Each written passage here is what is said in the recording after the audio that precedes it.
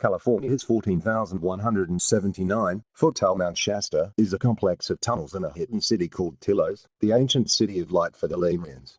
They were the residents of the mythical lost continent of Lemuria, which met its demise under the waves of the Pacific or the Indian Ocean, depending on who you ask, thousands of years ago.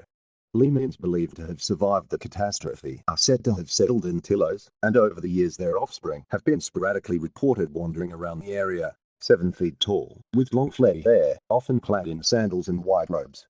In addition to long-standing Native American beliefs, the mountain is linked to so many otherworldly, paranormal, and mythological figures that it almost reads like a who's who of metaphysics. Over the years, it has drawn a large following, including poet of the Sierras Joaquin Miller and naturalist John Muir, as well as true religious groups like the Ascended Masters, who consider themselves to be enlightened beings from higher dimensions.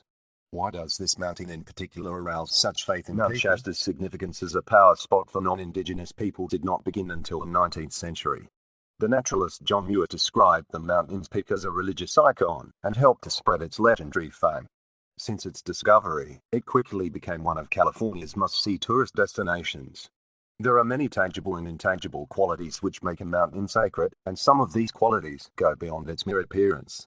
Mount Shasta isn't the tallest mountain in the West, but it is the most legendary. A sacred mountain tends to possess unusual characteristics which are more than just the accumulation of natural processes. One of the most well-known beliefs about Mount Shasta is that a sophisticated network of tunnels beneath the volcano connects to Tilos, a lost ancient metropolis once inhabited by the Lemurian civilization. According to legend, its people had ideological disagreements with the city of Atlantis, and as a result, the struggle between these highly developed civilizations turned into a full-scale nuclear conflict. The Lemurians who had survived retreated to the safety of the underground after Atlantis had been completely destroyed. Since the beginning of time, Native Americans have revered Mount Shasta as a sacred mountain.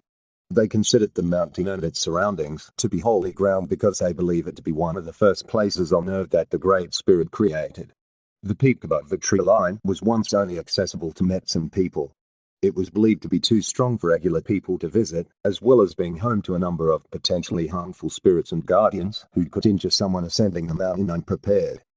Native American tribes in northwestern California have a long-standing belief that Mount Shasta is structurally and energetically connected to a large number of significant volcanic landscapes and mountains that reach north and south of their tribal areas.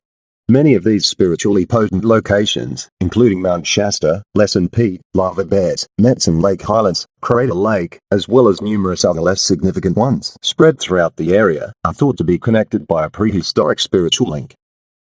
Brown claimed to have discovered a wreckful at the bottom of a cliff during his wilderness travels.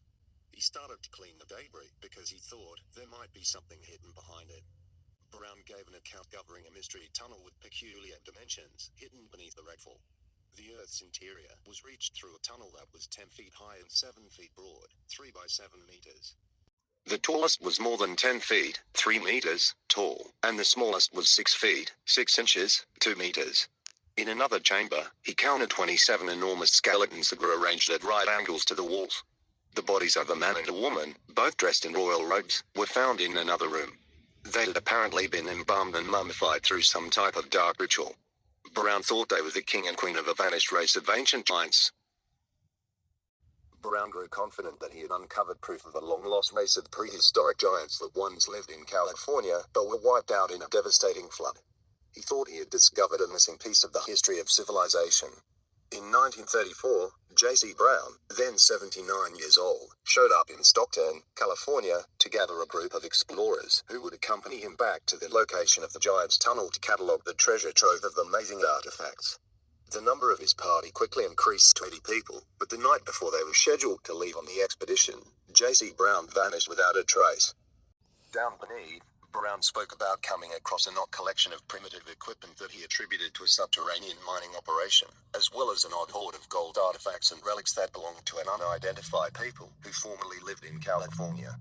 Brown listed odd golden tablets and plates that were neatly written with cuneiform and strange hieroglyphic inscriptions as some of the items he claimed to have discovered.